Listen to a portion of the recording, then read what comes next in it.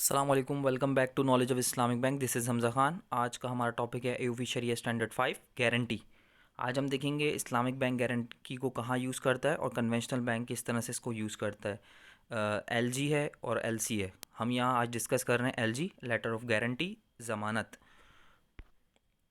A surety is called a guarantee, which means that the contract can be easily completed in such a way that its payment is assured. There are different forms of this guarantee, like signing a contract, appointing a witness to its getting a guarantor, mortgage, and other documents which are used as guarantee nowadays. Surety को basically guarantee कहते हैं, ज़मानत कहते हैं। आज के दौर में डिफरेंट तरीके की गारंटीज़ यूज़ हो रही हैं। मतलब एग्जांपल मैं आपको देता हूँ कि किसी ने इस्लामाबाद से सामान मंगवाना है, कराची में बैठा हुआ है, ठीक है। अब इस्लामाबाद वाले को ये है कि मैं अपना सामान तो कराची भेज दूंगा, लेकिन ये है कि मुझे पेमेंट मिलेगी या नहीं मिलेगी। तो वो कहता है कि पहले तुम मुझे गारंटी दो, तो वो इस्लामी बैंक की गारंटी देता है। अच्छा, इस्लामी बैंक जब गारंटी देगा तो गारंटी पे फ़ीस नहीं ले सकता, अलबत्ता उसके जो एक्चुअल एक्सपेंसेस हुए हैं वो ले सकता है। इसी तरह आप किसी को कफ़ील भी बना सकते हैं। हदीस से साफ़ है, आप सल्लल्लाहु अलैहि वसल्लम ने फरमाया कफ़ील ज़ामिन है, मतलब कफ़ालत करने वाला। एक शख्स कहे कि मैं किसी का कर्ज़दार हूँ और ठीक है, मैंने आपसे कर्ज़ लिया हुआ है और मैंने कफ़ालत कर ली एक बंदे ने मेरी कि मैं आपके बिहाफ़ पे वो कर्ज़ अदा कर दूंगा, तो वो मेरे बिहाफ़ पे आपको कर्ज़ अदा कर देगा, तो ये कफ़ालत भी जायज़ है। इसी तरह से डिफरेंट डॉक्यूमेंट्स यूज़ होते हैं और मॉर्गेज भी यूज़ होता है कि ज़मानत के तौर पे आपने कोई चीज़ मुझसे ख़रीदी और मैंने वही चीज़ एज अ गारंटी रख ली, कोलेटरल के तौर, मॉर्गेज के तौर पे रख ली। Requirement of guarantee with contracts. First of all, it is appropriate to mention that the condition attached to a contract that you provided me with some money does not disrupt the contract, and this condition does not invalidate the contract because it is the sign of contract. Basically यहाँ ये बताया जा रहा है, सबसे पहले जिक्र यहाँ करना मुनासिब है कि अक़्द के साथ जो शर्त लगाई जा रही है उसमें जो है अक़्द में ख़लल नहीं आना चाहिए। मतलब किसी कॉन्ट्रैक्ट में ख़लल नहीं आना चाहिए, अक़्द फासिद नहीं होना चाहिए उस अक़्द से, मतलब उस गारंटी से। क्यों ना कि यहाँ दो चीज़ें हो रही हैं, देखें, एक अक़्द हो रहा होगा और दूसरा क्या हो रहा होगा, गारंटी हो रही होगी। मतलब एक जो सब्जेक्ट मैटर है, मतलब मैं कोई चीज़ सेल कर रहा हूँ, ठीक है, वो क्या हो गया, वो सब्जेक्ट मैटर हो गया उसका, जो चीज़ फ़रोख्त की जा रही है, एक वो अक़्द हो गया। और दूसरा क्या है, उसकी ज़मानत दी जा रही है कि तुम मुझे इसके पैसे दोगे। तो दोनों एक दूसरे से बिल्कुल अलहदा होने चाहिए और किसी से एक दूसरे को नुकसान नहीं होना चाहिए। मतलब आपने अगर गारंटी नहीं दी तो मुझे सेल का कॉन्ट्रैक्ट ख़राब हो जाएगा, तो इस तरह से नहीं होना चाहिए। It is impermissible to stipulate kafala contract of compensation, for example in sale and right, in which the ownership right also included, and in a contract in which guarantee are stipulated, this contract does not interfere with the condition and there is no problem in combining the contract subject and the guarantees, because the condition of rectification in the contract subject, it is appropriate more than one guarantee can be obtained from some object, example mortgage। अच्छा, एक ही अक़्द में different तरह की guarantees हो सकती हैं और उक़ूद मुआवज़ा में गारंटी दी जा सकती है। उक़ूद मुआवज़ा क्या है, जिसके अवज़ में कोई मुनाफ़ा लूँ, जैसे कोई बै हो गई, ठीक है, उसमें गारंटी दी जा सकती है। और इसी तरह ये इस तरह की शर्त लगाना, अक़्द में ज़मानत की शर्त लगाई गई हो, इसमें शर्त में खलल वाक़ नहीं होने चाहिए। और इस चीज़ में भी कोई हर्ज नहीं है कि अक़्द मज़मून और ज़मानत को जमा किया जाए। मतलब अक़्द मज़मून से मुराद ये है कि एक सेल हो रही है, जैसे मैंने पहले बताया, एक प्रोडक्ट बेचा जा रहा है, ठीक है, उसमें हम ज़मानत लगा दें तो दो मुआहदों को एक तरफ किया जा सकता है, एक तरह किया जा सकता है, एक साथ जमा किया जा सकता है। अच्छा, एक ही चीज़ के लिए एक से ज़्यादा ज़मानत भी हासिल की जा सकती है। मसलन रहन हो गया और कफ़ालत हो गया। मतलब मैं आपसे कहूँ कि आप मुझे कोलेटरल भी दें, सही है, और कफ़ालत भी दें।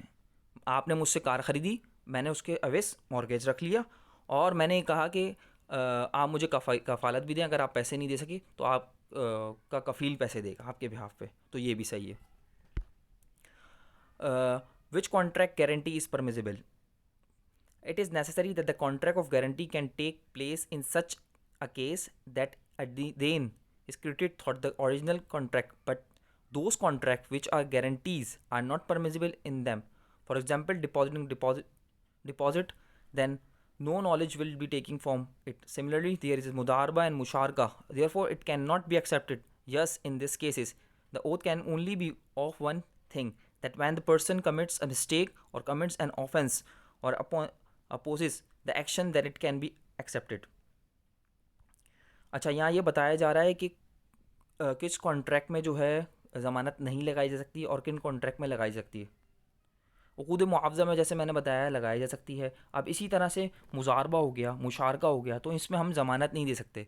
मैं किसी से कहूँ कि भाई हम दोनों शरीक होते हैं, मतलब आप और मैं शिरकत करते हैं किसी कारोबार में, और मैं आपको गारंटी दे दूँ कि आपको नुकसान नहीं होगा, तो इस तरह की ज़मानत नहीं दी जा सकती। इसी तरह से मुजारबा में मैं आपसे कहूँ मैं रब्बुल माल हूँ, आप मुजारिब हैं, ठीक है, आप मेरे लिए काम करें और तुम मुझे गारंटी दो कि मेरा पैसा जहाँ लगाओगे उसमें मुझे नफ़ा ही होगा, तो इस तरह की भी गारंटी नहीं जा सकती। इसी तरह मुशारका और मुजारबा का कोई फ़ंड कायम किया तो उसकी मार्केटिंग इस तरह करना गोया कि आप पैसा लगाओ तो आपको 100% नफ़ा मिलेगा, तो इस तरह ये भी जायज़ नहीं है। It is not permissible to condition a guarantee और mortgage interest contract such as वकाला हिबा अरियत। अच्छा, ये परमिसिबल नहीं है कि आप गारंटी दें और मॉर्गेज दें उक़ूद तबर्रा के कॉन्ट्रैक्ट में से। उक़ूद तबर्रा कौन सा होता है? वकालत हो गया, हिबा हो गया और अरियत में आप इसमें गारंटी नहीं दे सकते, because it is contrary to the provisions of this contract unless the condition of mortgage or surety is limited to the extent that is used in case of trespass or contravention of the terms, go especially in participation and मुदारबा sponsorship। जैसा मैंने आपको बताया कि उक़ूद अमानत मसलन वकालत या कफ़ालत या रहन की शर्त लगाना जायज़ नहीं है, क्यों ना कि उन उक़ूद की मुक़्तज़ा के ख़िलाफ़ है। हाँ, इल्ला ये कि रहन या कफ़ालत की शर्त इस हद तक महदूद हो कि इसे तादी तफसीर या शराइत की मुखालफत की सूरत में इस्तेमाल किया जाए। ख़ास तौर पर शिरकत और मुजारबत में कफ़ालत या रहन रखना जायज़ नहीं, क्यों ना कि क्या मुजारिब या शरीक की वकील सरमायाकारी इन्वेस्टमेंट एजेंट पर कोई ज़मानत नहीं होती, ज़मान आयद करना दुरुस्त नहीं है। तो इस तरह से मैंने आपको पहले भी बताया था कि मुदारबा में और शिरकत में आप ज़मानत नहीं लगा सकते। इसी तरह से आप वकाला हो गया, हिबा हो गया, इसमें भी ज़मानत नहीं लगा सकते।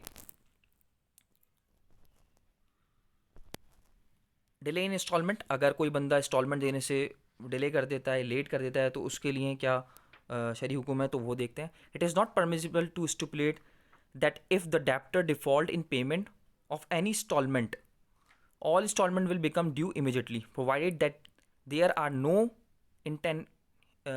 extenuating circumstances, and the debtor must comply with this condition by giving notice and at least 2 weeks notice it will be done after the expiry of the period। अच्छा, यहाँ ये बताया जा रहा है कि अगर कोई शख्स है, कोई इंस्टॉलमेंट दे रहा है और उसने डिले कर दी कोई सी भी एक इंस्टॉलमेंट, तो ये समझा जाएगा कि उसकी तमाम इंस्टॉलमेंट डिले हो गई हैं, और उसको जो, लेकिन बैंक का काम है कि उसको पहले बता दे कि भाई आपको 2 हफ्ते पहले बता दिया जाए, एक नोटिस दे दिया जाए कि आपकी ये पेमेंट डिले हो रही है, लेट हो रही है, और एक टाइम पीरियड मुकर्रर होना चाहिए इसका। ऐसे नहीं कि आप उस पर पेनल्टी लगा दें और आपको बोलें कि आपने इस पे वैसे ज़ायद देने, तो इस तरह से नहीं हो सकता। The seller does not have the right to prevent the transfer of ownership of the match as a security for the recovery of price after the sale। अच्छा, ये बताया जा रहा है कि मैंने कोई चीज़ सेल कर दी है, अब मैं उसको ऑनरशिप तब्दील नहीं कर रहा, मतलब ये है कि मैंने बेच दी लेकिन ऑनरशिप नहीं दे रहा, और मैं बोलूँ ये चीज़ मेरे पास ही है, तो ऐसा नहीं हो सकता, क्योंकि बैक की शराइत में यही है कि आप ऑनरशिप तब चेंज कर लेंगे जब इजाब कबूल हो जाएगा। As it is a sharia requirement of sale, ये शरिया रिक्वायरमेंट है सेल की। It is permissible for the seller to make a condition on the buyer that the seller has a mortgage to secure the payment of deferred installment of the price. अच्छा, कोई चीज़ मैंने फ़रोग कर दी और deferred payment ने instalment पे करनी है, तो मैं ये कह सकता हूँ कि ये चीज़ मेरे पास ही रखी हुई है, ठीक है, एज अ मॉर्गेज, आप मुझे इंस्टॉलमेंट पे करते रहें, ये शरीय एतबार से जायज़ है, इसमें कोई कबाहत नहीं है। It is not permissible to charge any remuneration for the guarantee on the insurance of the letter of guarantee. अच्छा, किसी तरह के आप इजाफी पैसे नहीं ले सकते गारंटी को देने में। क्यों नहीं दे सकते ये हम देखेंगे, और किस तरह की फ़ीस दी जा सकती है ये भी मैं आपको बता चुका हूँ।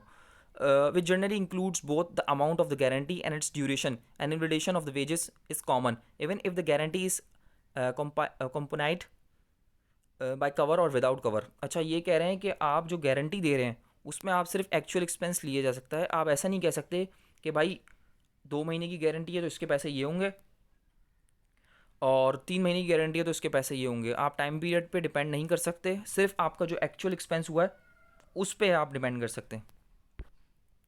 Administrative expense incurred in issuing the letter of guarantee and the expense incurred in providing services. हाँ, जिस तरह की प्रोवाइड की गई है सर्विस उसकी आप पैसे चार्जेस कर सकते हैं, अलबत्ता ज़मानत की फ़ीस नहीं ले सकते। फ्रीजिंग अकाउंट के बारे में बताया जा रहा है कि अब कौन सा अकाउंट हम फ्रीज कर सकते हैं। If a client or debtor fails or delay payment the institution can freeze his deposits. अच्छा, क्लाइंट ने और डेप्टर जो कर्जदार है, कर्ज लिया हुआ है और वो इंस्टॉलमेंट पे नहीं कर रहा है, तो हम उसका अकाउंट फ्रीज कर सकते हैं। अब वो करंट अकाउंट या सेविंग अकाउंट हो। If he pays then his deposit will be restore. अगर वो पेमेंट कर देता है जो उसने कर्जा लिया है तो हम वो रिस्टोर कर देंगे, उसको पैसे उसके वापस कर देंगे, वरना हम फ्रीज अकाउंट कर देते हैं। मतलब ये होता है कि डेबिट लॉक लग जाता है, आप पैसा डेबिट नहीं कर सकते, क्रेडिट कर सकते हो। ठीक है। If he pays then deposit will be restored, otherwise the institution will recover his right from them. His statement has come back and its permission from the institution. Guarantee of third party. अच्छा, अब ये third party की guarantee बताई जा रही है कि third party का गारंटी दे सकती है।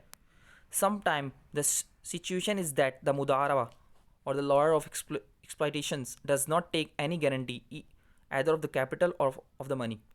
अच्छा, कुछ टाइम ये होता है कि भाई मुदारबा को आप पैसे दिए आपने, आप रब्बुल माल हो, तो आप उसमें गारंटी नहीं दे सकते। इसी तरह वकील को पैसे दिए किसी काम के लिए तो आप गारंटी नहीं दे सकते कि भाई आपको ये चीज़ ऐसी ही मिलेगी, ठीक है, मैं आपको ज़मानत देता हूँ कि आपका पैसा ज़ाया नहीं होगा, इस तरह की गारंटी नहीं दे सकते।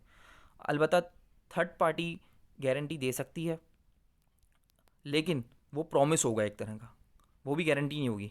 But a person who is not participant in the मुदारबा, जो मुदारबा में पार्टिसिपेट नहीं कर रहा और वकील भी नहीं है, तो if this investor suffer loss it will compensate them, तो वो गारंटी दे सकता है, मतलब वो प्रॉमिस कर सकता है।